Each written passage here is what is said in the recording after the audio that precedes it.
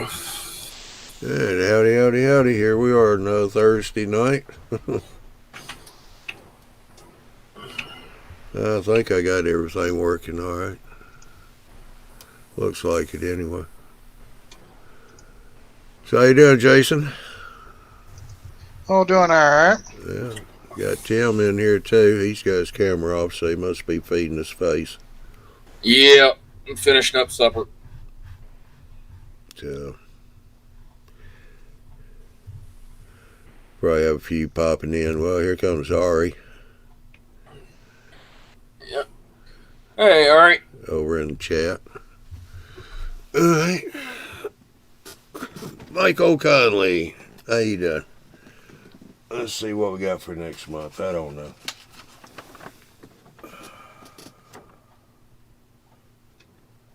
So I just checked the Google calendar and didn't see anything. It was like your shows. That's because I haven't had time to put anything on it. All right, Bill's got two shows next month, March the 3rd and March the 17th. All right. Then we got this show every other week, of course, so which would be, what will it be? It'll be 11 and 25. Be 2 nights for this show. So don't forget, they all start at 9 o'clock Eastern time. B.N. Eagle, he just popped in. Hey, John, he's in too. Okay.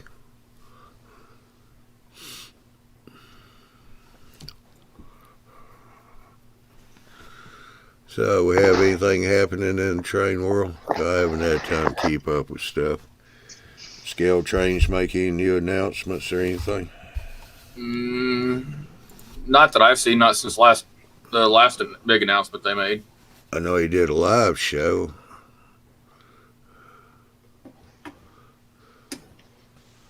Yeah, well, the last big announcement, I think that was the live show was all about too. Huh? Yeah. Was it the SDL 39 or something like that diesel for the museum quality. Okay. Brian just popped in.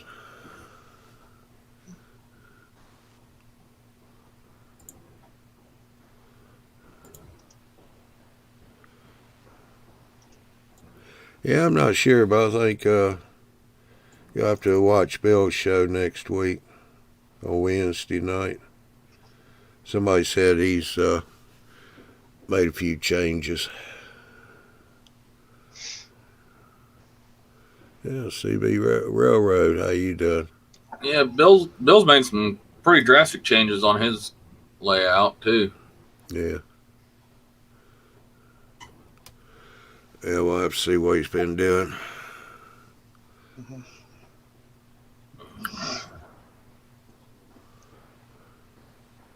I know Yeah, been working on a car float, but Yeah.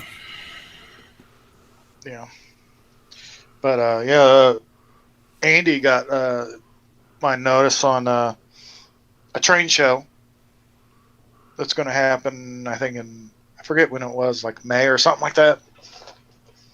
for a video show. No, in-person shows. It's in Kentucky. Really? Oh, really? Where at? Yeah, Bowling Green. Okay. I sent Andy the link to it. Trying to think, when was it? Well, if you find the Well, link, Andy's in the chat. do a screen share so everybody can see it if you find it. And you can put it in chat too for the guys.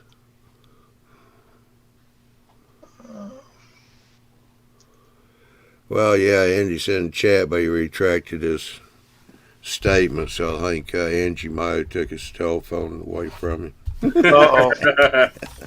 Yeah. Oh, March 6th. It is. That they're going to do it. Is there a web page on it? Here, I'll get the web page and put it up in chat. Well, why don't you do a screen share so people can see it too? Hmm. Dang it, that's a Saturday. Yeah, next week. Oh, next week. Yeah, Did you say what? March 6th? Or March 6th. Hang on, my calendar got messed up here. Yeah, that'll be. Saturday. What's today? 25th. 25th. All right, so that'll be a week from this Saturday. Is it a 1-day show? Yep. Yeah, looks like it. Free to get in too. Yeah. CV, Railroad, and HO scale. Hopefully, no sinkholes like in the Corvette Museum. Oh, There you go. yeah, that wasn't a pretty thing. Yeah, the 1-day shows I don't 2 p.m. Yeah, bother with, guys. Usually just people bringing in their junk stuff and trying to sell it at gold prices. Yeah. Oh, it's only 5 hours? Yeah, it's only 5 hours. Yeah, Jeez. long. No, I ain't going up Yeah, I there know. for that.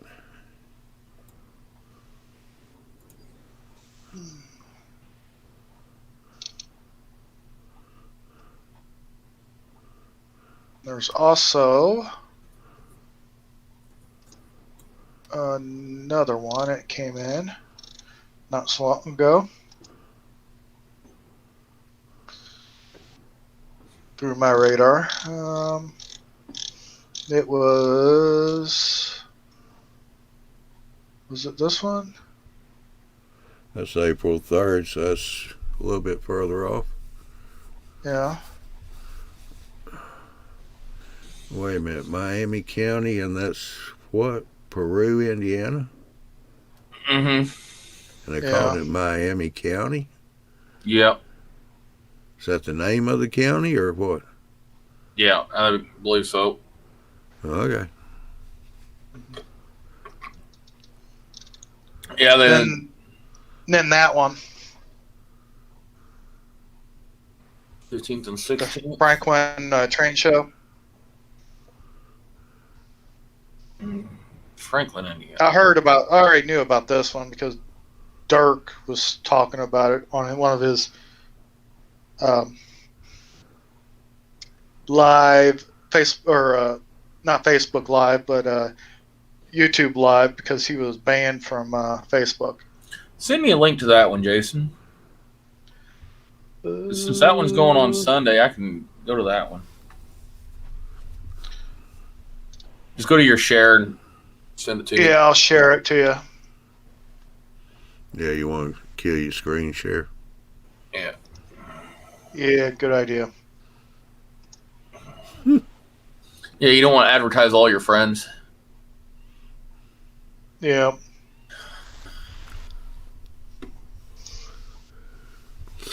Yeah, I'm about to get behind on this chat thing.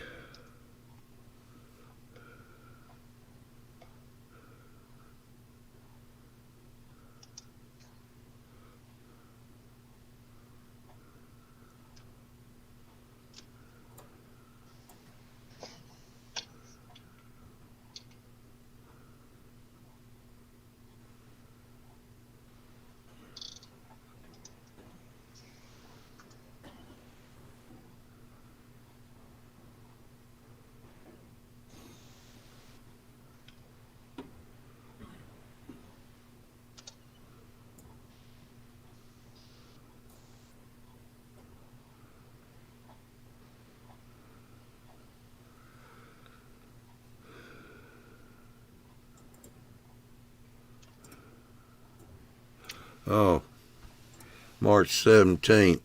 That's Big Bill's show. You'll have to tune into that one to see who he's talking to. How many people talk to this guy,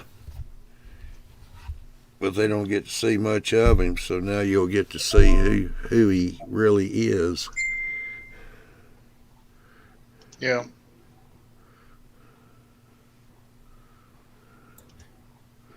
Yeah, Randall Edison just popped in. Carolina Foothills been here for a little bit. Ralph is in.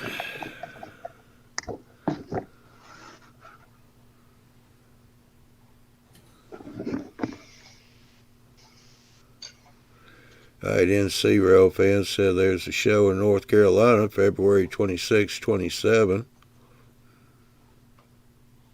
And Big Bill just popped in. Yeah, we're just talking about train shows. They're actually opening up where you can go.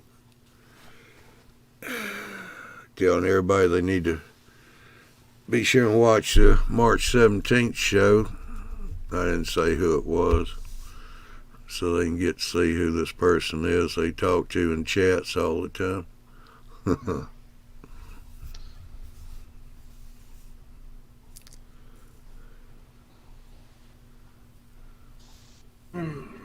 What's this, Ralph? Asking if I was banned? No, he said, who was banned, Jason? Oh, Dirk. Dirk, I'm trying to think of his name now. Dirk Reynolds was banned from Facebook for I don't know how long. Something not train related. I'll just say that.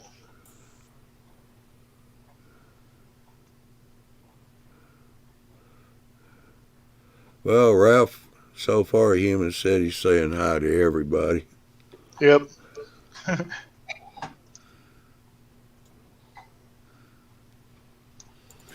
What's going on, Andy? Hey, buddy. What's up, boys? What's up, Andy? Dirk gets banned a lot on Facebook, it seems like, or blocked. Yep. A lot of people do, though. So,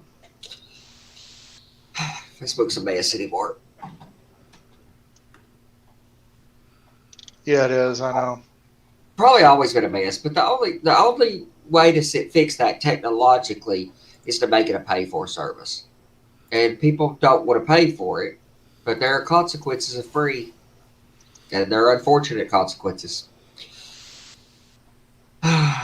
Gainesville Express just popped in.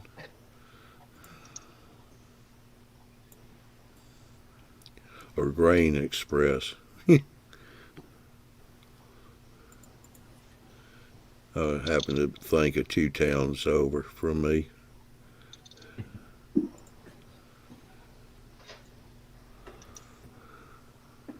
Oh, he's down there close to you? No. Oh, okay. No, I saw Grain Express. I just said Gainesville Express. Gainesville's 2 towns over from me instead of Grain. Yeah, I used to go to Gainesville all the time for something. I forget. I don't remember why. Rock, maybe? I think I used to go pick up rock down there. It seems like Gainesville. I know I used to go down there for carpet all the time, but that's not Gainesville. No, that's Dalton or Commerce. Oh, yeah, I used to go there a bunch, man. Like his Commerce, they lost one of their big warehouses. It burnt. Yeah, Beaver Carpet. It burnt Beaver to the Carpet. ground. Favorite. Oh, yeah. There was a bunch there at one time, like 6 or 8 big wholesalers, and Beaver Carpets is the one that I always liked doing business with. But I had contracts with several of them back when I was doing contract. My dad had contracts with them for 30 years before I started, so I had long-standing contracts with them. I got a cool new book, though, Motive Power. It's an older book. You have to buy these used, but I just ordered another one on rolling stock, specifically on the coal cars of the NS.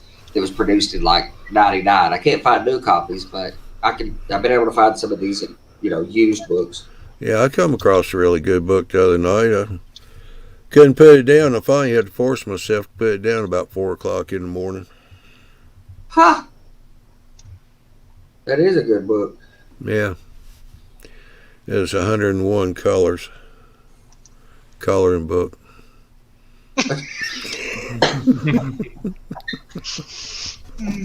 All right. See, there's still a purpose for paper. I love technology, but if you want a coloring book, you know, it is very Well, I was expensive. waiting on you to bite on the punchline. You never would. That's the reason why I had to go ahead and hit it. That's the right way to do it, man. I was just waiting on it. But it's very expensive to if you take your crayons to your monitor all the time. That's a very expensive proposition. Hand trees are probably the best way. But and also for us railroaders, the internet has a lot of information, but there's still a lot of it that is aggregated into books like this that they're just aren't good digital repositories for those collections. All right, Randall Ellis. I thought Full Time Hobby in West Plains, Missouri went out of business, but found out they just moved to a larger building about a half a mile south of their original location. Well, that's good to hear. Always happy to hear a hobby shop that's surviving because, I mean, hobby shops have been, you know, we talked about this 5 years ago or something on the live, on the Views series when we were talking about hobby shops and internet purchases and stuff. Hobby shops were already struggling. COVID was a death knell to hobby shops that were already struggling. So I've tried this last year. I've done business with Lombard and White Rose Hobbies and you know, several others that I've went out of my way to try to do business with some actual hobby shops. Yeah, I guess that's kind of started something. Limping through malls with Nate. I read a book on glue once. Couldn't put it down. Yeah, it's a sticky subject anyway. I get it. Yeah. Oh, the puns are strong with this one. Mm-hmm. And I'm still here, but I got to do a couple of things. So don't think you misbehave. Yeah, we know we're not going to get away with anything.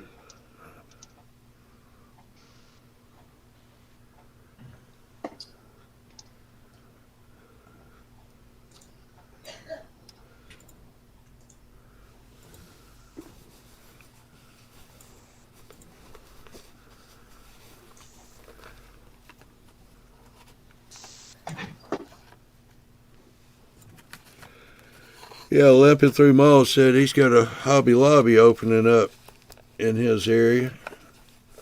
I've got a couple of them for me, but really hadn't found a whole heck of a lot there as far as usable for trains.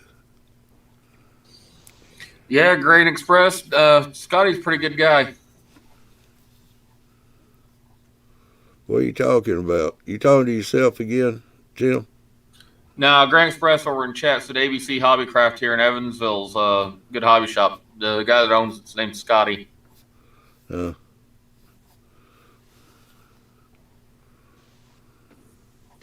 been meaning to come up there and check that one out. I'm going to do that. And I hate that. I mean, we don't generally have a great hobby shop.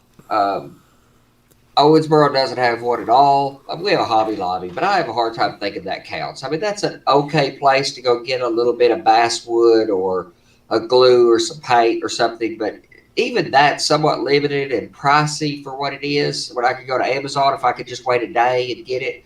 So, I mean, I can get oil paints there. I bought gouaches there. But, I mean, Dick Blick is a better store. I wish we had a Dick Blick for paint and stuff, but Bowling Green has a whatever that chain is. What is that chain? Hobby Town. Yeah, Hobby Town, and they're a little more into Warhammer, wargaming, military, and RC. Everybody's into RC.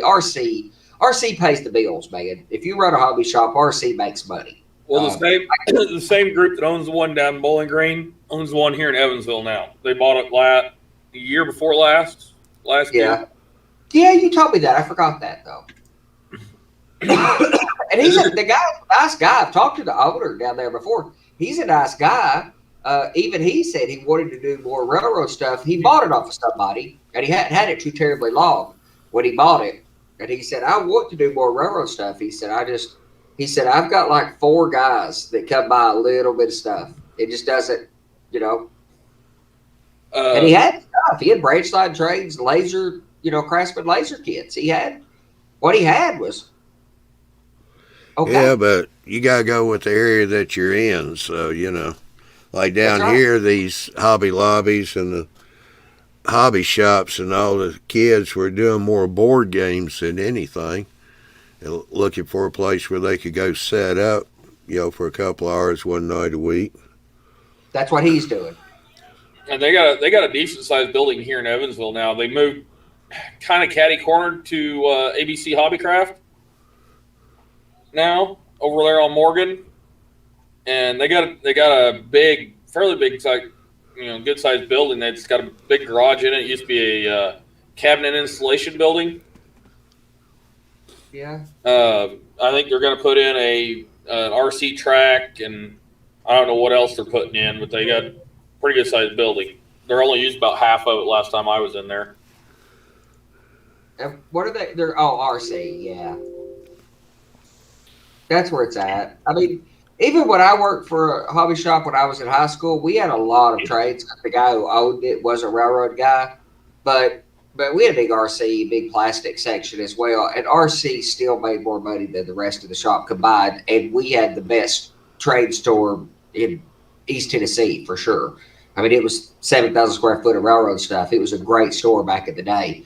But RC, which made up a much smaller portion of it, still made the most money. I don't know why. ABC, he's got a pretty good sized Lionel section. He's got basically 2 aisles of HO scale. He doesn't carry a whole lot in N and Z scale. He'll order it for you. But a lot of the stuff most of the stuff he has is just plastic model kits.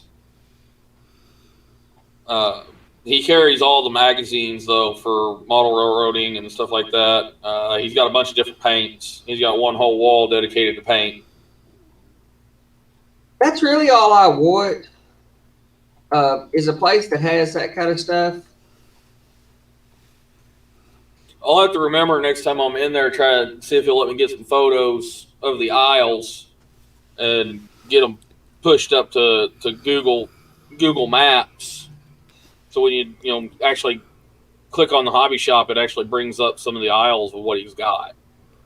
Yeah, those are kind of cool to do. I had our company on Google Maps with some interior shots at one time a long time ago. I mean, it takes a long time, though. When you post them, it took months because it has to go through review, I'm sure. So it took a long time before they ever showed up. But now that was years ago. I did that like 10 years ago when Google Maps was really just starting to do the interiors.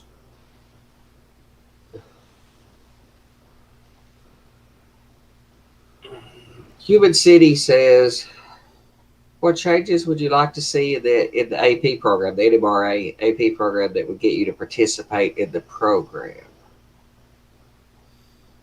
Follow the rules. Yeah, that's a good one. AP varies so much from region to region. If you're in the Kansas City region and you have somebody like Miles Hale that's an MMR and part of the AP program is meant to make some MMRs and have them help other people up the ladder behind them. But a lot of people like to, saw the ladder off behind them. And, if you live in a region that has an equivalent of a Miles Hale that will help other people and help them qualify their work to get the certificate or just to help them become better model railroaders, that's awesome. But the vast majority of us don't live in NMRA regions that have people exactly like that. So part of it would be to see a benefit in it. And the only benefit can be the social aspect or the ego aspect. And I don't care about the ego part. Yeah. That's big down here because if you get into AP program, they're big on their paperwork. A lot more than what's really required. Yes, it's not about that. It's meant to, get you to do the work, get you to show the work, get you to participate with your fellow model railroaders so that the next people will come along and do it and become more engaged, more productive, better quality model railroaders. But it's not worked out that way most of the places. If you could fix it as it is, I think it's a great thing. It possibly is a really great thing if it's executed well. But I've got Photoshop. If I need certificates on the wall, I'll make myself a little badge that says, this is the, king of the mountain or whatever, and stick it on the wall. I don't need the ego boost, but I would participate. I surely would participate if it was a social exercise, which is the reason I participate with us here. It's a social exercise. I think Bill says we don't have enough time in the show to go into what's wrong with the AP program. Maybe. Yeah, that's for me, that's a pretty brief response. Yeah, there's, just like with NMRA, I think they're essential and good, but they need to be fixed. It's the same thing as like just, standards are good to have because that's a standard. It's a guideline. As a guideline, it's always good to have an organization controlling those. Maybe like it is. Open source has worked, but open source has worked. Open source in the computer world has worked to produce some of the best standards out there. But when the NMRA ratified standards, the open source ethos of how to create standards didn't exist or was not mainstreamed. I think today you could do it without having a standards organization, probably. Even with open source, there's still some industrial standards that go into play. Well, for hardware especially, and that's what we're really talking about here, is hardware. But there are, the IEEE and the USB consortium, and there are these consortiums that put together standards like SAE. HDMI, PCI. Yes, absolutely. There's standards for all that stuff. So there's still a place for a non-profit, but most of us don't feel like the NMRA is truly non-profit. So, well, really, SAE is not really non-profited either. A lot of these other organizations aren't technically non-profit. They're making a profit because you buy it. You have to, basically buy their stamp of approval. Yeah, that's how the standards work. Ralph asked me, how is me getting my MMR going to make others a better modeler? Well, in truth, it doesn't, or in practice today, it does not. But the key to that is once you become an MMR or once you get your certificate in an area, one of the quote-unquote requirements is that you help others gain that same achievement or gain their MMR. It's that part that is the social aspect that would be worthwhile if it actually worked that way in practice. I agree, Human City. I think it is probably out of date and needs to be replaced or updated or modified or brought to modern standards. They have done a bit with that, accepting some internet posting as publishing collateral and community participation or hobby organization participation. But as we all know, the NMRA struggles with things that are from this century or involve things other than dead trees. If you're in this, of course the NMRA is right. We all know the internet's a fad. This won't last. You guys will get bored with this eventually. Yeah. Oh, yeah. That's the biggest thing is that they need to come into the modern age. But it's going to take people like Gordy, who's doing NMRA stuff. He's running, and I really hope he wins a seat. Because it'll take enough guys like him that are what they call digital natives. Yeah, I don't know who the new president is, but what is it? Charlie Getz is not in charge anymore, so hopefully. No. Yeah, that was a good thing, I think. He had a couple posts in the magazine when I was still getting the magazine, that the one that Ralph told me about, where he said, if you're not an NMRA modeler, you're not a real modeler, basically. And Yeah, a few things like that that just climbed under my skin so severely. Yeah, well, it kind of seems like he might be related to this other guy that's in the news now awful lot that doesn't know what he's talking about. That's a big, broad net you're talking about with people in the news that don't know what they're talking about. You got to be more specific. Well, he's at the top of the list. Well, there's a lot.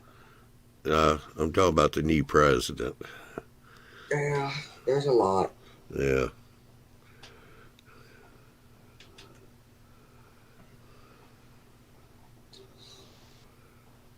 Yeah, Ralph, I'm a member as well. I don't get their magazine, but I still have a membership. I meant to cancel it, and it renewed before I thought about it.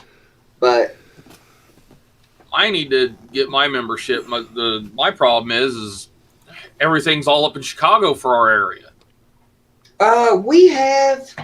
Well, you can pretend. I don't know exactly what region you're in. I am in the region that is the Ohio Valley region or Mid Atlantic, I think, something like that.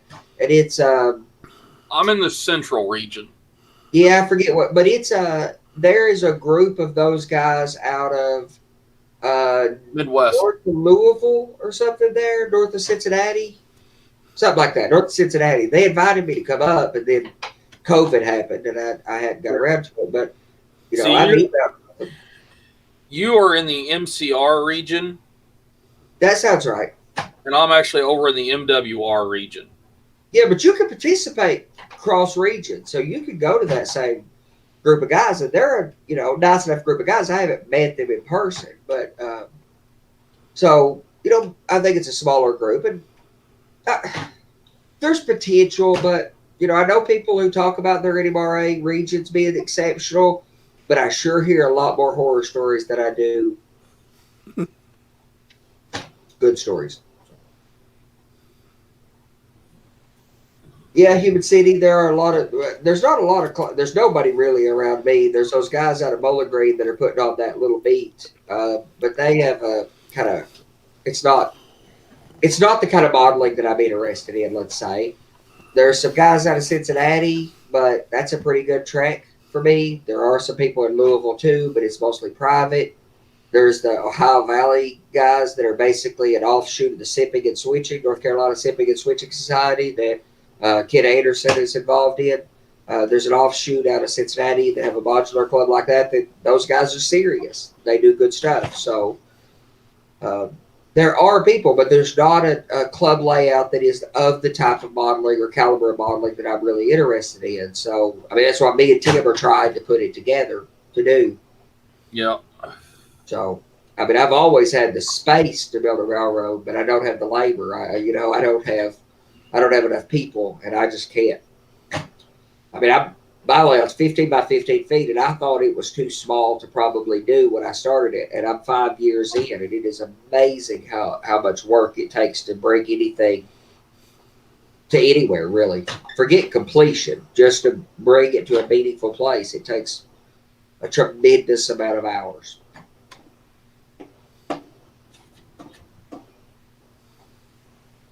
Yeah, we need to get together on that some more too, Andy.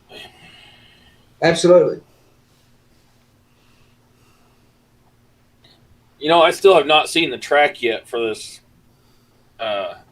Walthers deal.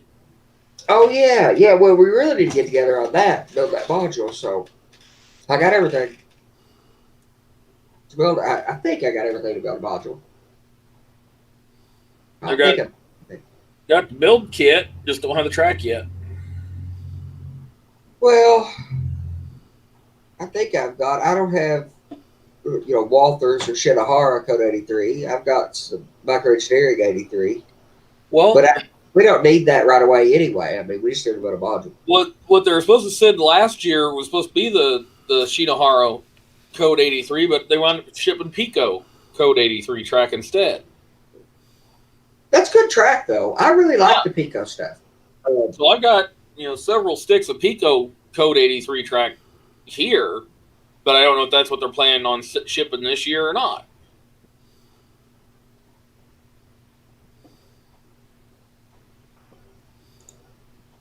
I need to send them a message and say, hey, I've not received my track yet.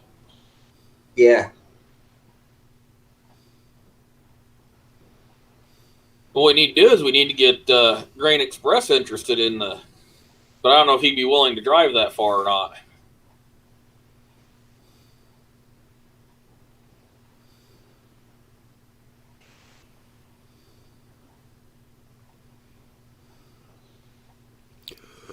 And maybe not for people to participate, in the right thing. I mean, I was a member of a club many, many years ago. We used to have people drive 2.5 hours, a couple times a month to participate. So if you're doing something reasonable. But I would. I mean, I was looking at going to Cincinnati. That's almost 3 hours away, and I was thinking about that. 3, 4, 5 years ago, thinking about getting in with those guys and making that 3 hour one way, 6 hour round trip, maybe twice a month. But I was driving more then. You familiar with where Beaver Dam, Kentucky's at, Grain Express? I think Bowling Green, or between Bowling Green and Owensboro. Yeah. Or suburbs of Owensboro is what it really is. Yeah, just a little further east. In Kentucky, though, everything's far in Kentucky. I mean, people in Kentucky are just used to traveling for everything. Everything is far. Oh, same thing in southern Indiana. You say yeah. Carolina, Tim? Yeah, he says they're sending the Walther's brand. Because now they've got the Walther's brand back. After the Shinohara shut down, Walther's is back with products. Well, I know it says on the info that they're supposed to be sending the Walthers, but that's what they were supposed to send last time too. Yeah, but they didn't get their manufacturing up quick enough last year. And who knows what their inventory looks like, but this year, at least according to Walther's website and other places, they've got inventory again of the Code 83 stuff. I don't know how far they've come along on their Code 100 and Code 70 lines, but it looks like the 83 stuff is almost Illinois. Illinois is not that far away, depending on where you are, but for me, Illinois is not that far away. Yeah, that's definitely not that far away from me. I mean, I'm in Evansville, so. Yeah, I'm an hour from Illinois, give or take.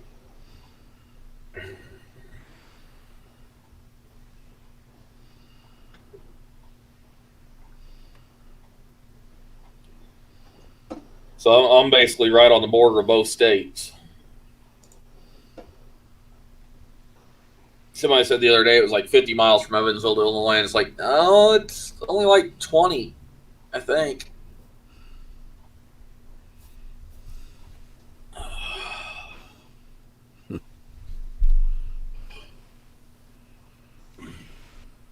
But then again, I'm usually running like 70 or 80 to get over there, so. Oh, people shouldn't drive fast. That's craziness.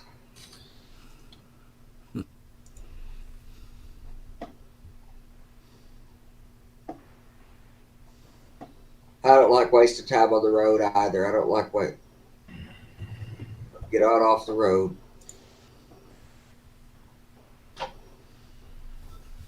Yeah, I was thinking you said you were just south of Vincennes, Grain Express. Well, Brantford, Illinois is. I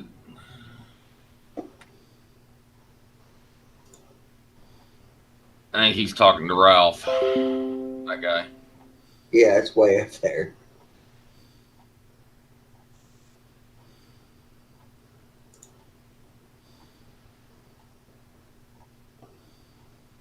Yeah, if you're down at ADM on the Ohio, you weren't too far from Andy. Oh, no, I work up on the river all the time. Well, not as much anymore, but I used to work up there. Got some clients up there on the river.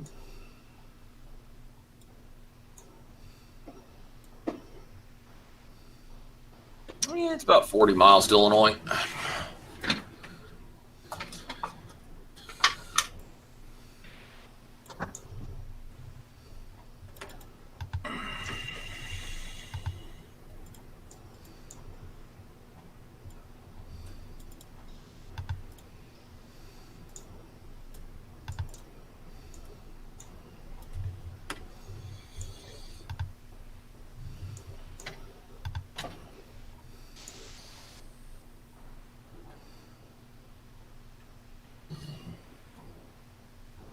And see, that's one of the lines me and Andy were kind of talking about, wanting to see about maybe modeling.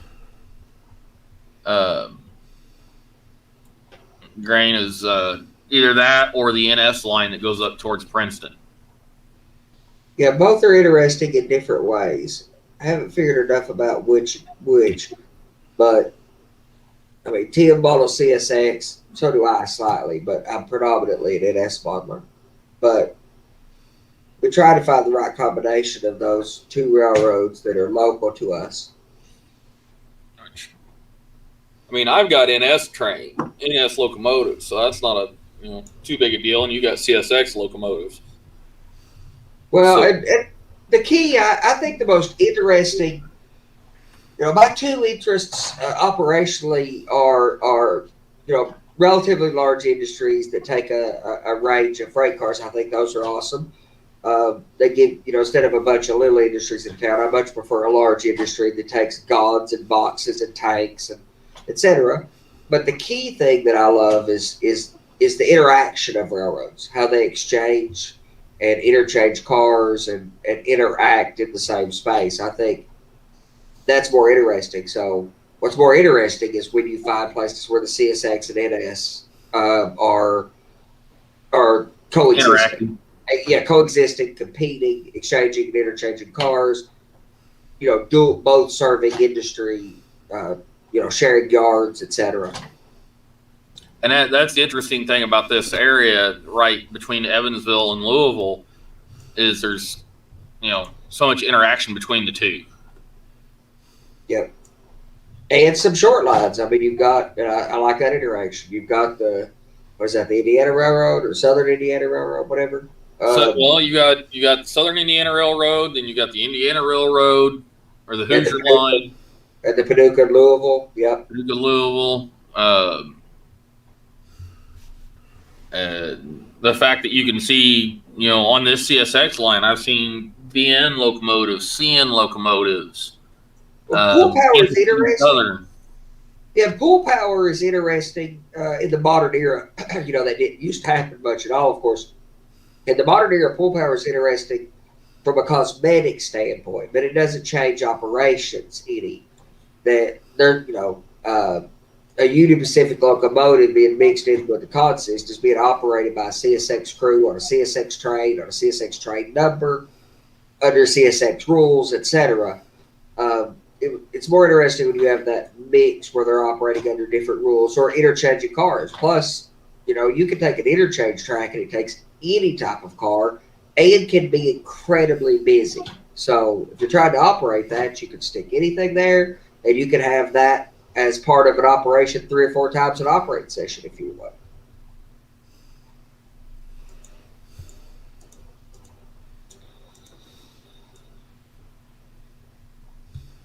But it'd also be good to try to find the right thing that uses the stuff that people that I have, that you have, that other people in this area are likely to have as far as equipment and models and interests. Yeah. And then trying to scale it down and to fit the area that we've got. Yeah, like I've always said, I mean, I lean toward being a prototype modeler more than, on the freelance to prototype spectrum, I lean more toward the prototype because I have a lot of interest in the real railroads. But, I think it's best to take what we find as inspiration. If you're going to build a club, that's going to be very hard to do a quote-unquote prototype railroad that way because people are not always going to have enough interest that is prototypical. So, it needs, inspired by. Well, and like we've said before, trying to span that distance prototypically, or scale it, you'd have to have a football stadium. But as I've said, I don't think there's any such thing as a quote unquote prototype modeler unless you are some of the RPM guys that build freight cars, build a structure, or build a diorama. The moment you take a linear railroad and fold it up into a room, you have ceased to be 100% prototyper. We all make, selective compression and compromises and selective omission.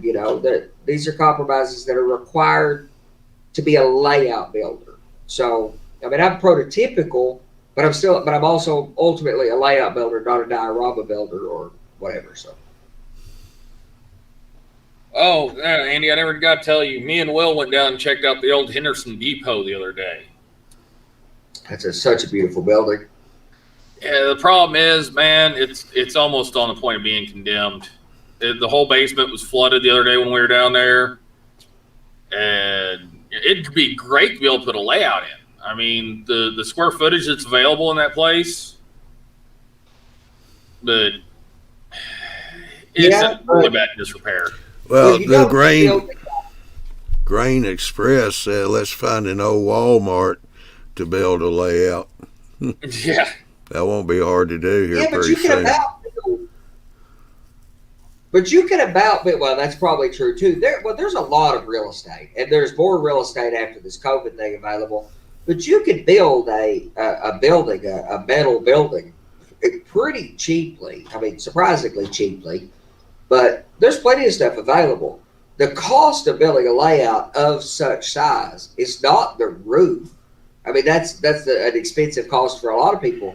But it costs a lot of money to build a railroad per running foot of railroad. You know, from bench work or framework to basic scenery to track work and electrical, or to equip a layout that size. You start talking about some. I mean, I've done the stuff I need to do. I bought a bunch of equipment last year, to update to the late 80s to 1988 era, and I still require another dozen or 14 locomotives and another 100 or so freight cars in order to be able to get operational. That's going to come down to an economic constraint. That's about $12,000 worth of equipment I need. Forget any labor or effort or the additional work I need to do to get operating. I don't need to be in as much hurry to get the layout construction done until I can expend that. I spent about that much money, about that much last year buying equipment.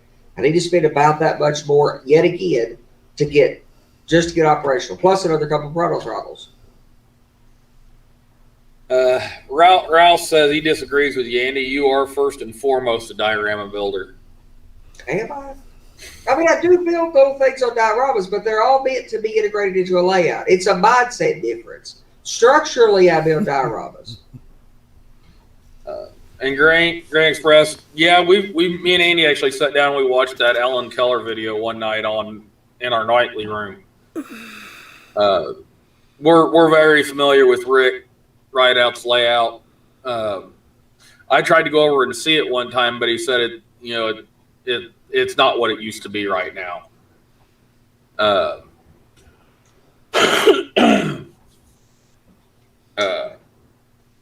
And back on the train shows thing, I don't know if you're familiar, but the Evansville Train Show Club has shut down. But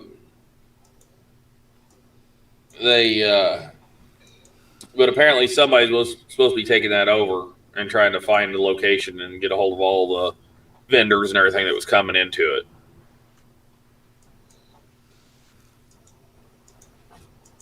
Now we all know there's going to be a lot of recovery after COVID for everything, for this hobby included. So,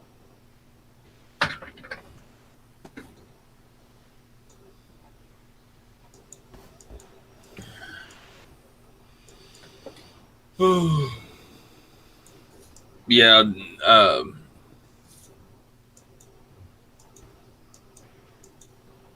I didn't ever really realize that, he was based here in Evansville until I got to look at one of the packages for his products one time.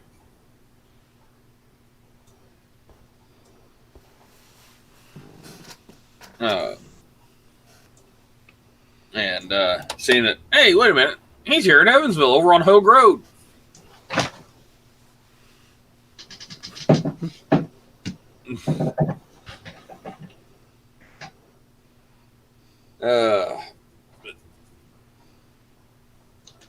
He'd be a fun one to try to get involved with this club that Andy's and I'm talking about too.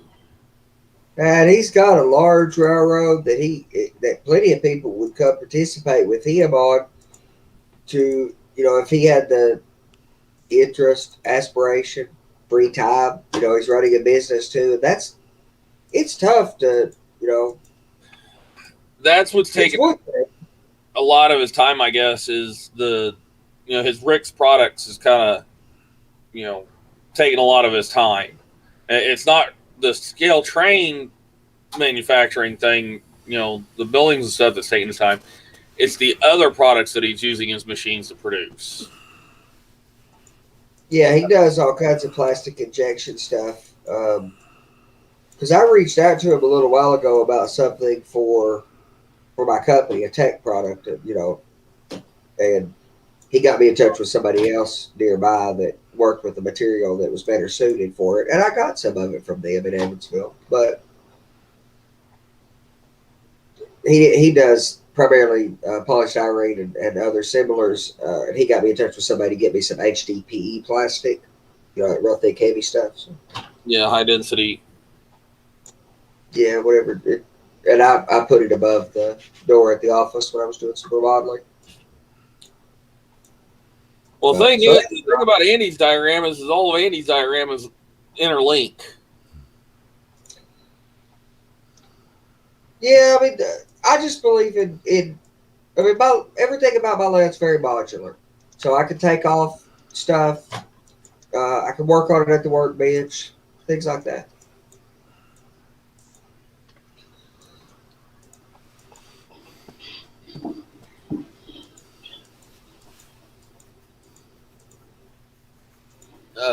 Will had sent. I'll have to show you here later, Andy. Will sent me some interesting photos he found of Evansville back in the day.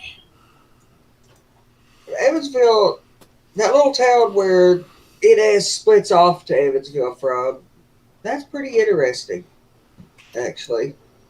I mean, from a railroading perspective, there's a lot of interesting stuff going on around Evansville, but trying to figure out how to Incorporated. some places are very hard to scale, to model. Like, you could love Chicago railroading, but try to scale that down into a large bedroom or a small basement. That's going to be pretty hard to do anything with. I mean, it's doable. I mean, Bill's modeling New York City in a small room. It's entirely possible, but you've got to very much focus what you're doing. Well, New York's a big city, but it's also very condensed. Evansville's very spread out. Yeah, that's right. Because you could just, like Bill's doing the little, kind of coastal freight railroad from the float out. That lets you focus in that area. But if you get very distracted and dart off in a few other areas, man, you really run into space becomes a constraining factor. Ooh.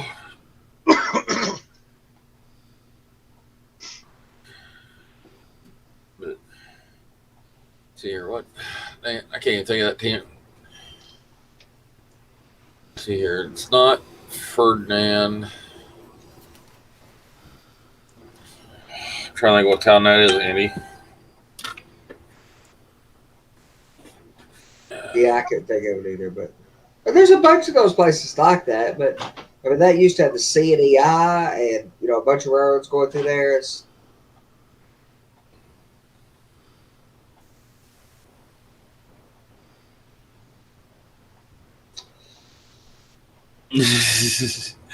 I agree, Ralph.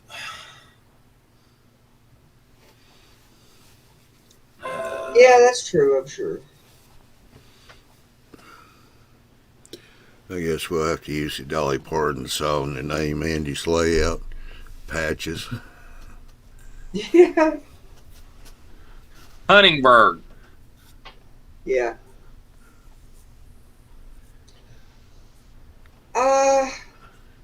Great has said you asked if an old freight car from your youth that'll always be in your lap no matter what.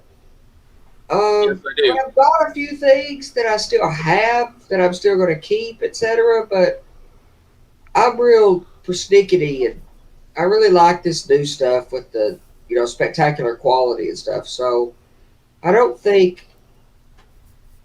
I mean, none of the older stuff that I would have had would I continue to operate on the layout in line and in consist with exact rail and scale trains and tangent and arrowhead and I just that starts to We'll it catch works you later. fine. We'll catch you later, Human City. Yeah, we'll see you, Human City. See, I got this one here, and I have actually upgraded and done some repairs. I still need to do a few more repairs to it. You see that one Ralph did, done the weathering and graffiti work on? That's what the same thing as what you got right there. Yeah, his was a Morton Salt one. Yes, it was. Yes, yes. Yeah, this is an old. I think this is an old Tyco. Yep, it's an old Tyco car. Even says right on the bottom of it. Yeah, with the right weathering, paint, a few detail parts, you can blend them in. But it's all a matter of consistency. That is one of the things I don't like about some of the modern manufacturers is they don't put their brand. You know, they don't even stamp the brand on the inside of a car or the underside of the car. You know, so you look at two cars and I don't remember which one was which. You know, or I don't know what brand it is. Yet I have some air slides.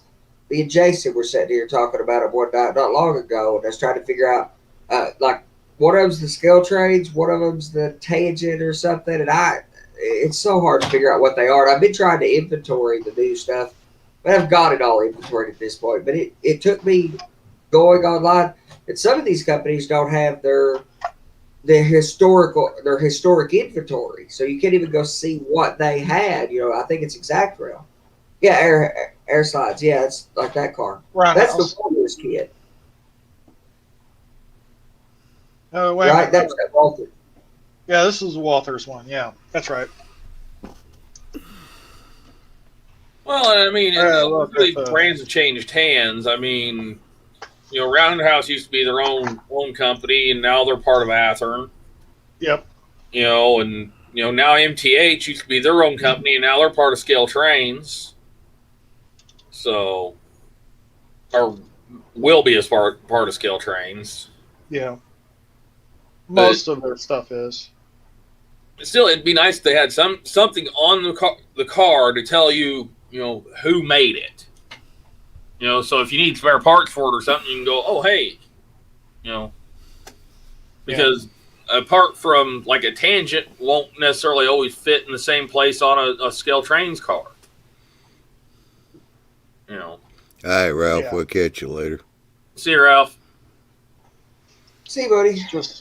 Just like with me with these Walthers front runners, spline cars. I'm gonna have to figure out where to get parts at. I was saying, 'cause I got What? Go ahead, Tim. Go ahead, Tim. I was gonna say I've got one of those front runners too, and I think mine's it was a Walther's kit.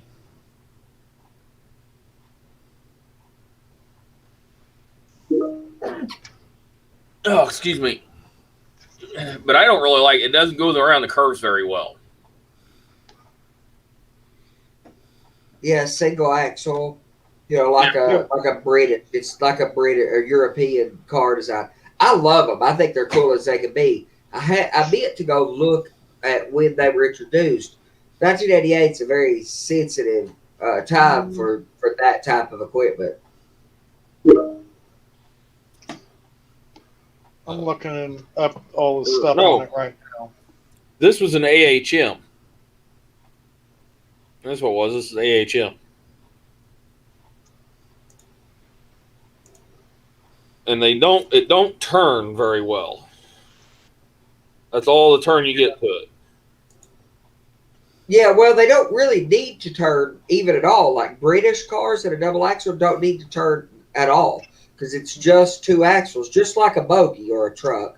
Even on a 48-inch radius, though, Andy, this thing still wants to derail real bad. Yeah, that have to. You could solve that with the right coupler arrangement. You know, if it had a coupler arrangement with like the auto racks or passenger cars have that have a bit of swing that took pressure off from it, because that's likely where you're getting pressure is with two rigid cars fairly long like that where the trucks can't give you some adjustment. Okay, Tim, put yours up. Hang on, I just popped it apart. Hang on. Oh.